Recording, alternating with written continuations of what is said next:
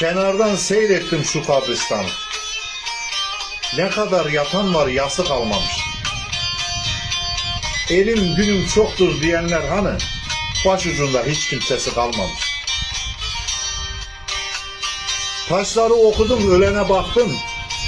Düşündüm, gerçeğe yalana baktım. Birbirine düşman olana baktım. Kimsenin kimseyle küsü kalmamış. Dünyayı özünün bilen vardı ya, gözleri doymayan çalan vardı ya, mal, mülk, her şey olan vardı ya, elinde bir kırık tası kalmamış. Başucunda bitmiş çamlar, söğütler, boşa çıkmış nasihatlar, öğütler. Aslan gibi kükreyen o yiğitler, sürsüküt yatıyor, sesi kalmamış. Dişleri kırılmış ömür çarkının, ecele faydası olmaz korkunun. Kıymeti yok burada güzel çirkinin, kimsenin havası, süsü kalmamış.